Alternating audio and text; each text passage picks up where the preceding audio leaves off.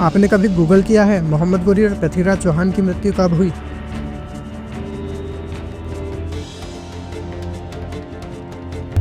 दोस्तों, ये देखकर क्या लगता है आपको, सच क्या है?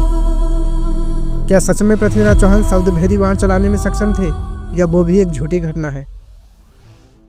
दोस्तों, उससे पहले जानते हैं चौहान कौन थे। चौहान वंश की शुरुआत कहाँ से हुई? चौहान वंश की उत्पत्ति के विषय में भविष्य पुराण में कहा गया है, अशोक के पुत्रों के समय आबू पर ब्राह्मणों ने ब्रह्महोम किया था। उसमें वेद मंत्रों के प्रभाव से 4 क्षत्रिय उत्पन्न हुए, इनमें से चौहान भी एक थे। उसी वंश में जन्मे पृथ्वीराज चौहान एक महान शासक कहलाए। उनका जन्म 1166 में हुआ था। बचपन से ही उनकी रुचि युद्ध कला और विद्या की तरफ थी। उन्होंने धनुर्विद्या और युद्ध कला सीखा था। मात्र 13 वर्ष की आयु में उन्होंने सिंहासन संभाला और अपने पहले युद्ध में विजय प्राप्त की। ये रियलिटी है दोस्तों कि मोहम्मद गोरी को पृथ्वीराज चौहान ने ही मारा था, लेकिन ये भी सच है कि गोरी की मृत्यु 1206 ईस्वी में हुई थी दोस्तों। दरअसल मामला गड़बड़ इसलिए होता है दोस्तों क्योंकि इतिहासकारों की बजाय पार्टी के कार्यकर्ताओं ने इतिहास लिखा हुआ है। असल सत्य यह है कि मोहम्मद गोरी इस अधूरे नाम के आगे इन्हें कोई ज्ञान ही नहीं है जो लोगों को बताएं।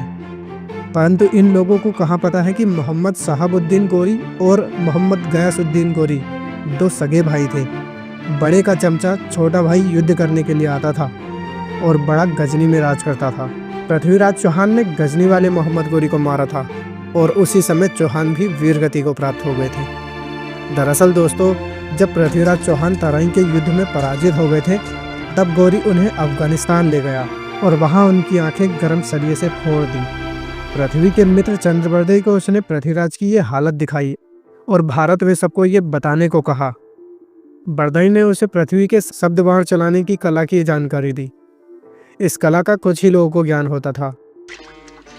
दशरथ ने श्रवण पर और पांडु ने ऋषि पर यह बाण चलाया था। गोरी ने सोचा ये अंधा क्या करेगा और आज्ञा दे दी। तीरंदाजी करेगा। तब चंद्रबर्दई जो कवि थे, उन्होंने एक कविता पढ़ी।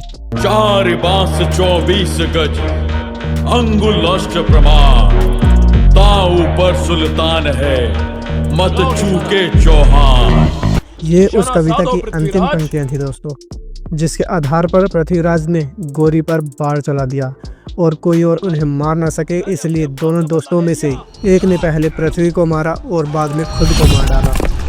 खुद को मारकर राजपुताना और दोस्ती को सदा के लिए अजय और अमर कर दिया। इस खबर को सुनते ही संयोगिता, जो पृथ्वीराज की पत्नी थी, उन्होंने भी अपने प्राण त्याग दिए। गयासुद्दीन गोरी की कब्र अफगानिस्तान गजनी में है दोस्तों, और उसके सामने पृथ्वीराज चौहान की समाधि, जिसे मुस्लिम जूते चप्पल मारते हैं, और इस बात का बहुत बड़ा सबूत है दोस्तों। मोहम्मद गोरी को पृथ्वीराज चौहान ने ही मारा था, ये बात खुद तालिबान बताते हैं और कहते हैं कि ये पृथ्वीराज चौहान की समाधि है। अगर पृथ्वीराज चौहान की हत्या शहाबुद्दीन गोरी ने की होती तो अजमेर में पृथ्वीराज चौहान की समाधि क्यों नहीं मिली दोस्तों?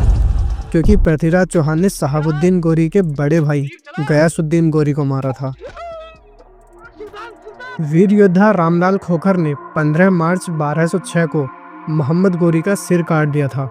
खोखर जाट वीर योद्धा थे। वीरता जाट जाति की जन्मजात गुण है। जिस गजनवी के नाम से बड़े बड़े राजा महाराजा भय खाते थे, जाटों ने उसे लूटकर उसके दिल में भय पैदा कर दिया था। जब गोरी ने दिल्ली पर कब्जा कर लिया, राजा पृथ्वीराज की हत्या कर दी, तब जाट खोपों ने गोरी के खिलाफ बगावत का ढोल बजा दिया और गोरी ने हिंद की जनता पर अत्याचारों की बाढ़ चला दी। 1205-6 में खोखर जाटों ने लाहौर पर अधिकार कर लिया तथा पंजाब के शासक बनने की घोषणा कर दी। सन 1206 में खोखरों को दबाने के लिए गोरी फिर वापस आया। जब वह लाहौर से 15 मार्च 1206 ईस्वी में गजनी वापस जा रहा था, तब धम्मे के स्थान पर मुल्तान के 25,000 खोखर जाटों ने गोरी की सेना पर धावा बोल दिया। मोहम्मद गोरी का सिर काट दिया।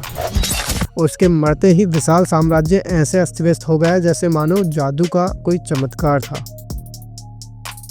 पृथ्वीराज चौहान और संयोगिता की प्रेम कहानी चौहान वंश के हिंदू क्षत्रिय राजा पृथ्वीराज चौहान की अमर गाथा है। पृथ्वीराज चौहान और संयोगिता की प्रेम कहानी से तो आप वाकिफ होंगे दोस्तों। इनकी प्रेम कहानी इतिहास के स्वर्ण अक्षरों में लिखी जा चुकी है। पृथ्वीराज चौहान को उनके नाना जी ने पाला पोसा था, क्योंकि नाना जी ने उन्हें गोद ले लिया था। जयचंद कन्नौज के महाराज थे।